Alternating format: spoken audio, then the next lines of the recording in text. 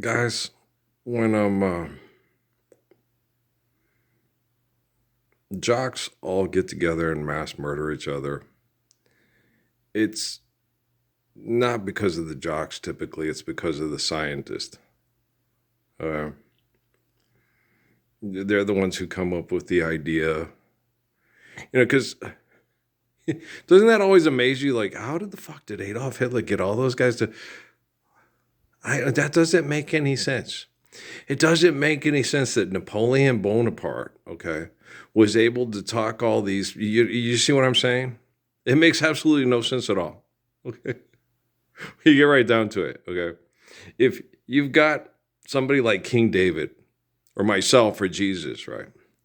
Being able to talk good guys into that which is right and values and morals and love and whatever stuff. It takes a creepy, spyware, manipulative, geeky, jealous science creepo like David Rockefeller and Adolf Hitler and Winston Churchill, okay, to talk all the people into doing the most stupid things. Because, like, if you're really attractive, right, and you can have any girl you want, and you can, it it doesn't make any sense, okay, to be Russell Crowe's character from 310 to Yuma, right? It just don't make no sense, psychologically, mentally, emotionally, okay? You have everything to live for, okay? And you're constantly putting it at risk for being Spider-Man, Fame and fortune is he's ignored. Action is his reward to him. Life is a great big hang up. Wherever there's a hang up, you'll find a Spider-Man. So the only thing that would make sense as far as jocks and shit like that is brain chemical addiction, right? They've got dopamine and brain chemical type addictions. They're addicted to what they're doing. Because otherwise, if you're attractive and you're intelligent and you can work well and healthy and teach other people to do it and work together and keep a good environment and immune system and ecosystem and do things, work smarter and not harder, stuff like that. So they're obviously have brain chemical addictions, what makes them radically selfish and dumb and aggressive and violent and dick measuring contests on just about everything, right? Okay. But the ones who talk them into, Don King with Joe Frazier and Muhammad Ali, right?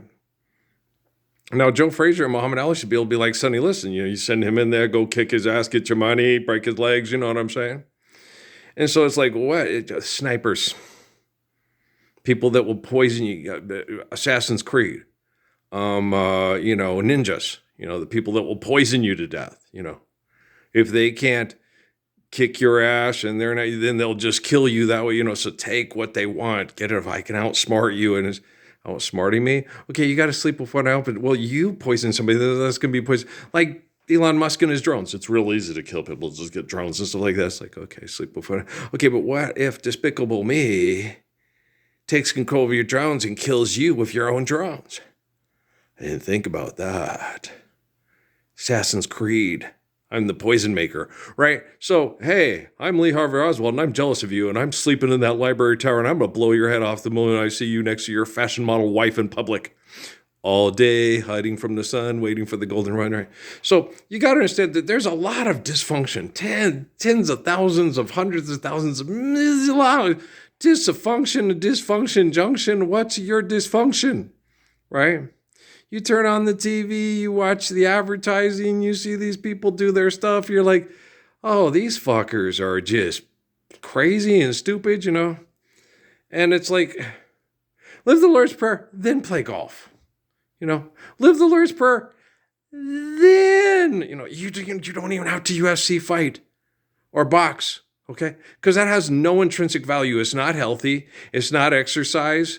It doesn't help you have a good dopamine. It doesn't help you take care of your bad brain chemical activity through competition without killing each other and destroying the ecosystem and environment, sleeping with one eye open because someone's going to assassinate you. Okay, so boxing and UFC fighting is just what the fuck is this? And lately I've been having conversations in my head about certain things because they had the thing about the baboons in South Africa. And they're like, oh, the baboons take over. No, Because, just like they did in ancient times, the reason why we don't have any more saber-toothed tigers and pterodactyls and condors were hunted into extinction, because they can carry your baby off. You kill them. You get a bow and arrow and you kill them all. Well, then you're throwing off the ecosystem. You just have to understand how to manage your ecosystem. They're a part of ecosystem management. Well, we don't have velociraptors anymore. We don't have T-Rexes anymore. Okay. The time of the orc has come to pass. Now it's the time for the elves. I'm just being silly, but you know what I'm saying. Okay. So if the baboons become too aggressive in trying to overcome your environment and you can't, like with Diego on Wife Swap, the guy who killed the alligators. Okay. And then they don't want to disturb the ecosystem and stuff like that. It's like, guys, if velociraptors come too many, and then you're like, well, they're on the endangered species list, and they come into your house and try to eat your grandmother, you're going to kill all them damn velociraptors, right? I don't give a fuck what the Supreme Court says, and if the Congress says they're an endangered species, we got to introduce them back into the wildlife so they can become lots of wolves and lots of bears and lions and tigers and bears, oh my, right? So you got to think there's a reason why things go extinct. All right? Why they domesticated, you don't have the buffalo anymore, and then they domesticated the Hereford on Vengeance Valley because the Hereford are less skittish, easier to herd, and can survive winters better than Longhorns. Okay? So it was a loving breeding of human beings, okay, to help other human beings survive off cattle without having their houses overrun by bison, without engaging in aggressive conditions that have men that are violent and rampaging Conan type, Attila the Hun type murderers and rapists and so on. See what I'm saying? So it's a transition of understanding your environment and how to do things with love and understanding nature. So the herds can migrate and we can help the herds migrate, but they won't come and run over the house, run over all your fields, run over all the corn, eat all the weeds. And do you see what I'm saying? Okay. And just run amok and run wild. And so it's just this way of just being like Abraham and just being a gracious good shepherd. Okay. Many sons had father and many daughters had mother Sarah, right? Odele. Okay. So holy covenants, share, care, given toward the need, built to last, right? And so, but becoming a part of the egomania and manipulation through scientists that have obviously, and it's not penis envy. I'm Dinkelman, right? Okay. 5'11", 165 pounds was my best basketball weight. If I had played football, it probably would have been about $190. Okay. Little guy. Okay. Not a big guy at all. The most feared and best athlete pound per pound in the history of the United States ever recorded doing things. And white. For your convenience. Just so black guys can't sit there and say, I got a bigger dick than you and I'm a better athlete. It's like, I'm Dinkelman, I'm a better athlete. And women say I'm a better lover because I actually love them. Oh, Tariq Hill, you wouldn't have got your hand hurt if you would have just said, you're right, I was wrong. Guys, give me a ticket. I apologize, but I'm late for practice and you guys want me to win the Super Bowl. Okay. That was that easy. See how convenient that is? When you're wrong and somebody else is right, you admit it. And then you say, okay, I'm sorry. We had to meet this way. I'm not trying to bribe you, but, you help me out with this stuff and everything like that. Maybe we'll meet at the game and then we'll meet under better circumstances, sir. I apologize. I was driving erratically and that could kill children in a car next to me or something like that. And that's really bad. So my head's up my ass because I'm stupid and think I'm great. What can I say? I'm a professional football player, right? I'm LeBron James on crack, just shorter and faster, right? Do you see what I'm saying? Yeah. And so you got to get people to understand this. Okay. And so when we, because Jesus should not forgive them, Father, for they know not what they do. When we change our interactive with the ecosystem, change what we're doing. I tried to explain it to my sister yesterday, and they were getting, and I know my sisters aren't bad. It's the scientists, and they're reacting to the science community that has a virtual presence through their phones when we're having conversations.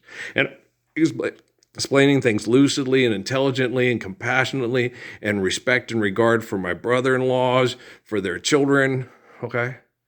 And they'll say, they're better people than the people they vote for. They need to stand up for the Lord's Prayer of me. Oh no, Earl, Jesus is God and paid for all our sins. And we're just not worthy. And we don't have to worry about it because Jesus paid for everything. And Jesus takes care of everything. And he's our God. Yeah, but we all got to stand up for his commands and realize we don't vote for presidents to get money from the devil to pay the devil to live here because Jesus gave us perfection to live. Oh no, Earl, Jesus is God and he paid for it. We're all evil. We need Jesus to die for us and pay for our sins. And it's like, you're not David Rockefeller. You're not Winston Churchill. You're not the Roosevelts. You're not Margaret Thatcher naked on a cold day. Okay? You're not Chiang Kai-shek and his bitchy fucking wife. Okay? You're just good people trying to be good people. Yeah, you did some selfish and stupid things when you were young, but you're not the Messiah. Okay, your brother is. Okay, didn't David's and Joseph's and Daniel's and all those people's family do some stupid things because of all the abuse and the barbarians? And the one guy got stepped up and was right and said, "No, we got to do what Lord Abraham would do. What would Jesus do? Right? For crying out for sugar loud, Jiminy Crickets, crackers, and hello." Disney, help us more Hulu. We need more Lord's Prayer on Hulu. Okay, so you understand? Okay, so I loaded the one, and you military, you've got that one, that's yours. Okay, this is the one we're going to make for the public. Okay, I just went in a totally different direction. It's like, that's not where I want to go. This is more what I want to talk about. Okay, I was watching the foosball games, and they were acting stupid. And everybody knows that arrogant people that trap the soul in their ego always are doing something stupid on TV and then talking about how great it is. Part of this great tradition and these great things, and I want to be part of this great tradition. Stand up for the Lord's Prayer. Be humble. And then your tradition will be what it needs to be, and it'll be perfect, like Jesus and me. Odele. Okay. Do you understand? So stop trying to be a part of something that's not great. It's violent, it's vicious, it's egocentric, and it's selfish. When you can admit that you're wrong and stand up for the Lord's Prayer, then you can admit, I haven't been loved, I didn't inherit love, but I understand love now, and I want to be loved, and I want to love, and I want to share that love eternally. Okay? So do that. Make that your next goal instead of Western tech, real something for the real world. It's not the real world. Live the Lord's Prayer, then you can really live in the world without having to fix implements of mass destruction and disease to build more hospitals in El Paso because you have no intention on standing up for the Lord's Prayer of me. Okay? One source? Of course, because it's one source. I'm the one source. I'm the light, I am the way. None unto the faith of Father Abraham except through early bird. One source, because he's one source, of course. Odele, okay. Well, show the fuck up, because I'm tired of doing all your work for you, you lazy, selfish little cows. And then every time I have to think of doing manual labor after being poisoned by all the piss ants at Fort Bliss and White Sands and Los Alamos and stuff like that in Fort Huachuca, I mean, that just, I feel like Carole King and Aretha Franklin.